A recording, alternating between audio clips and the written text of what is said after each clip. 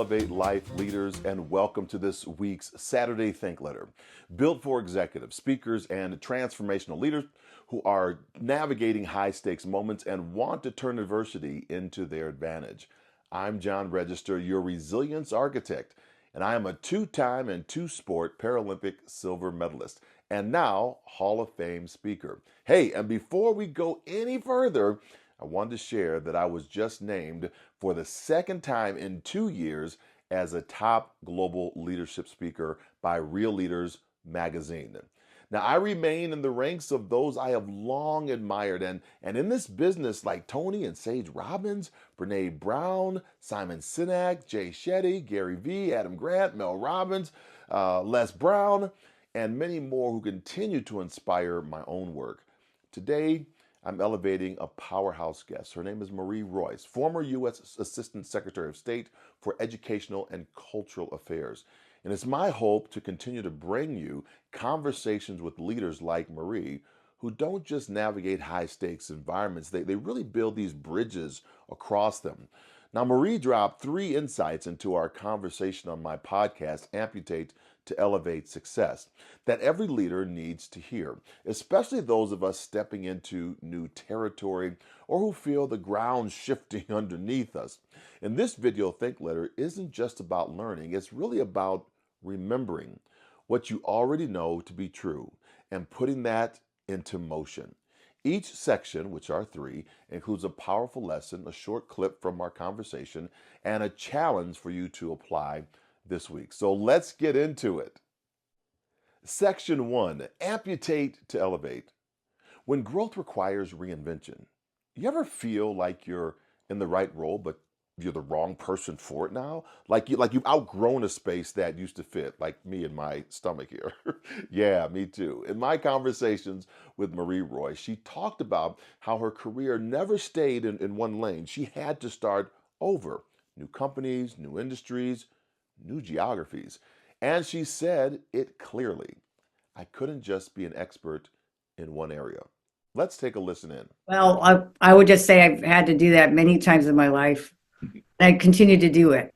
Uh, so consequently, I've worked in various fields, various industries, as you noted, and in various functions. So what that means is that I couldn't just be an expert in one area in the same industry in my entire life, or even living in the same geography. I've had to start over again with new companies, new geographic locations, new roles. And oftentimes you start in these new jobs where people have worked in these organizations for For years. me, that hits deep. I've reinvented myself through sport, through loss, through rebuilding my identity after my military career. And yet every time I reinvented, I found a new part of me that was now stronger. Even in keynote speaking, I was challenged by Mark and Sue Sharonbrock and Eric Chester during their famed keynote camp. It was awesome. To audition each part of my story back in the next year, meaning I have to challenge myself to delete and amputate stories that no longer serve the audience or advance my story forward. It is tough because I want to be the expert in all areas. I learned that being an expert in a few packs a lot more powerful of a punch than the others. So here's the challenge. What piece of your identity have you outgrown but still cling on to because it once served you? It is easy to hang on to them because they feel comfortable. If you're in a transition right now, you're not losing yourself. You're discovering more of who you were meant to become. Elevate Life Experience is where we do this work. It's where leaders come to recognize the old self, release it, and then rise stronger. So apply now, because clarity only comes when you decide to move. Section 2, building belonging from scratch. Loneliness hits different when you're a leader. You might be surrounded by people, emails, strategy sessions, but still feel alone in the decision making. Marie Royce shared that when she moved into a new city, she knew no one, no built-in network, no familiar faces. So she did what leaders do. She built something from nothing, from scratch. I created a group called More Than Lunch, she says. So let's listen in on this clip. I was feeling sorry for myself, and I thought, what could I do? And I remember I had some interesting things that happened. They had different seminars that you could go to. And one of the women that gave a seminar, she also was the editor of our paper, our magazine. And I invited her over to my office. And then I decided, again, why feel bad? You can do something. So I created a group called More Than Lunch. And More Than Lunch was this group where I knew 5 people, and everybody had to bring somebody, and that we would meet a minimum of once a month. And I asked Mary Ann, the librarian at Procter & Gamble headquarters. I met Jane, who was the editor of our magazine. All these different women, I said, will you be part of my group? And they invited people. And so then what happened was I created a network, and I even went back to Cincinnati, and I'm a native Californian, but this is where the job was for the headquarters, and visited some of these people from the past. But again, instead of feeling sorry for myself, I did something about it. I've been there too. When I lost my leg, when I left the military, even as a speaker early in this game, I knew I had to build my own room before I ever owned the room.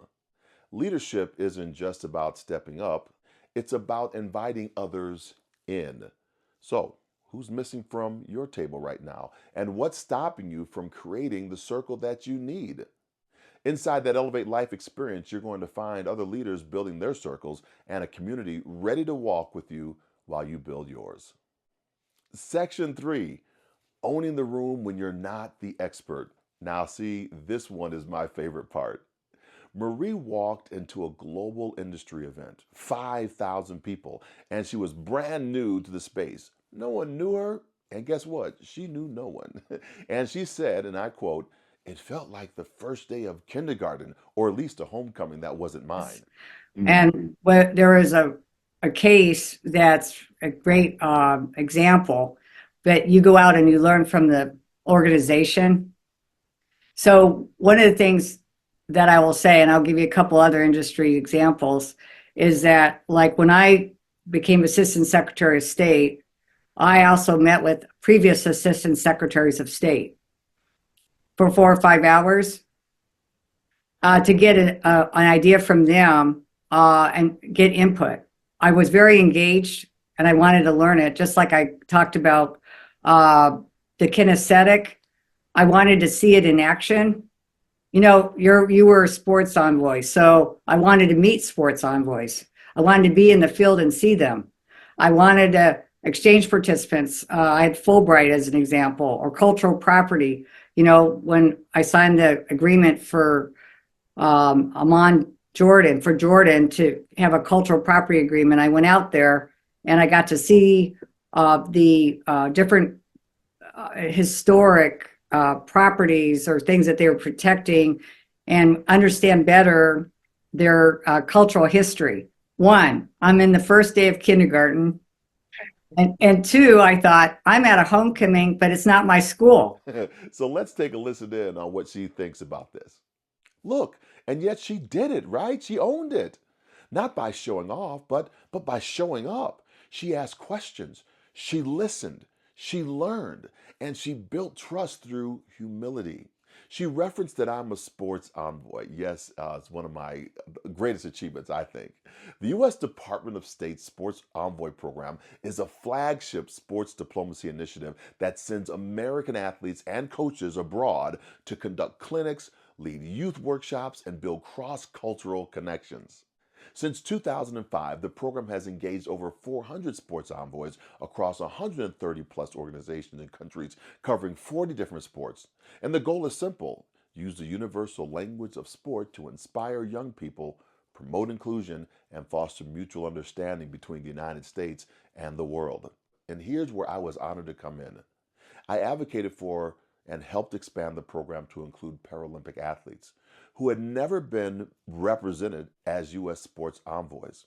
I believe then, as I do now, that athletes with disabilities bring powerful stories of resilience, of dignity, and possibility that resonate globally, especially in underserved or underrepresented communities.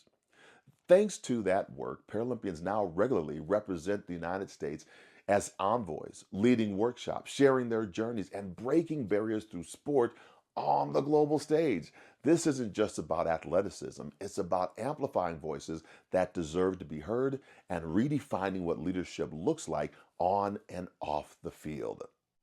And that to me is the heart of diplomacy through dialogue. You see, real leadership isn't about knowing everything, it's about knowing how to invite others to teach you. So here's the final question I'll leave you with today. Where do you need to lead right now without being the expert? And what if that's exactly what makes you qualified to lead it? Inside Elevate Life, we're building that skill set, confidence that doesn't depend on control, curiosity that builds credibility. The next session opens this month. Apply now to claim your seat at the table because seats are limited. The full conversation with Marie Royce is on YouTube right now. Just visit John Register Live on YouTube to find the latest episodes. If you're navigating a shift, facing an unknown, or learning to lead from a new place and space, you need to hear it.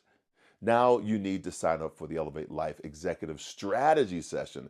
The next one is on April the 24th at 5 p.m. Eastern Time, and I will focus on leading in the season that you're in. Following that, I'll see you on Tuesday for our accountability check-in. Until then, go forth and inspire your world. We'll talk to you soon. Bye for now.